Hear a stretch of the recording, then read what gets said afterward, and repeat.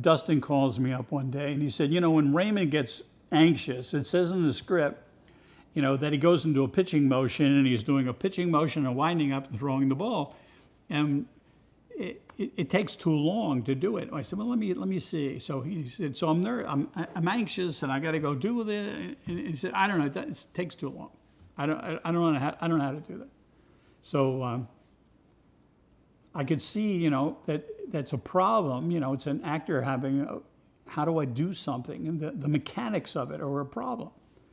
And, it's always worthwhile when an actor is struggling with something is to at least examine what it is rather than saying, no, it's going to be fine or whatever.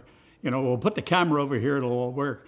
Is to try to figure out what it is about it and what does that mean? And so I kept thinking about it. Well, it's a whole physical motion. It takes too long. And if he's sitting, he's got to stand. And so I can understand that. So I got this idea. So I call him up. I said, what happens when you get anxious?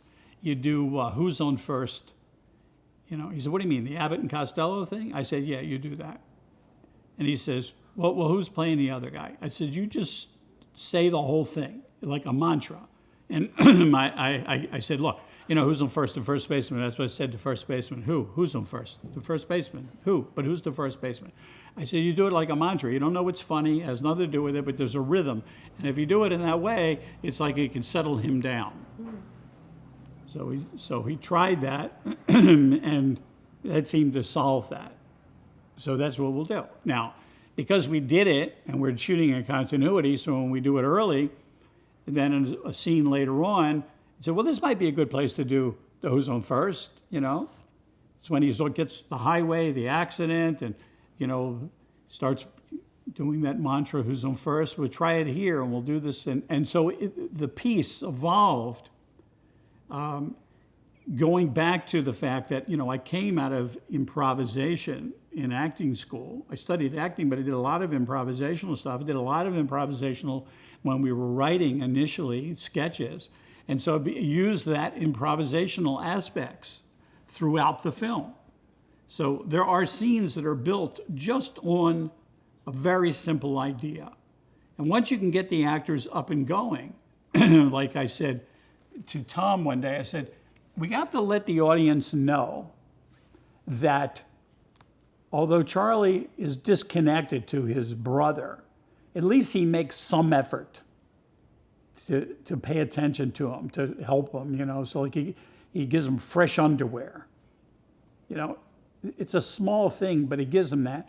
And then that becomes a problem. And I said, and for you, Dustin, it's not the underwear you would have, therefore you can't wear that underwear. And you would get the underwear from, Kmart, And so we did a take, going down the road. I said, now, why don't we think of it this way? This is not a conversation that's going to end in 2 minutes, like a normal conversation. This conversation could literally go from here to LA. This is a good conversation for Raymond, and he'll just keep coming back to the same thing. And at a certain point, Charlie is going to get more and more exasperated because he can't convince him. And that's what you are. You're a salesperson, and you can't convince the other person. It would start to drive you crazy. So we did that scene, and we built it where he wants to go back to, Cincinnati, to the place. I got to get the thing and whatever. Underwear's underwear. I got to go to Cincinnati, and we built that. And that's how you take those two characters and those very seemingly inconsequential things is the building blocks of the piece. And that's how Charlie is going to begin to understand his brother, that he can't con him. You can't win him. You can't be a salesperson to him. You're going to have to deal with his issues in a way that can't be just that superficial way of doing it.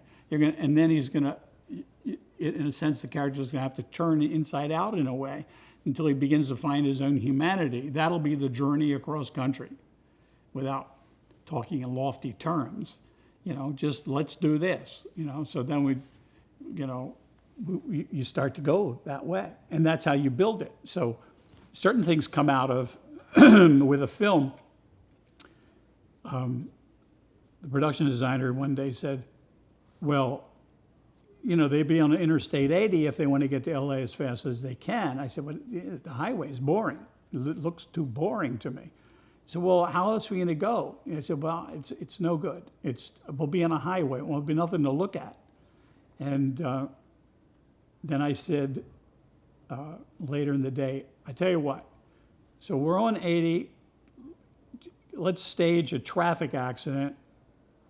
Cars overturned, paramedics, lights, things, whatever. And when they pull up and Raymond sees flashing lights and everything else, he's out of the car. He is never going down that highway. He's never going to get back in that car until you get off that highway. And Charlie is never going to convince him to stay in the car. And that became a scene, which is no more than what I'm telling you. And that got him off the highway. And now you can have it look more visually more interesting because then it looks better. Oh, look at that. That's nicer. It's more interesting than an interstate highway. But at the same time, it served the character. And it wasn't gratuitous. It made sense. He will not get in that car. And so you go around the clover leaf. And when he finally we're up, then he'll get in the car. And he'll be mumbling who's on first the whole time until that time. And that will serve the production problem of boring highway and furthering the conflict between Charlie's going to have with Raymond, and Raymond is going to exert more and more of his influence because that's the rituals and what he understands and the fears and the anxieties that he has.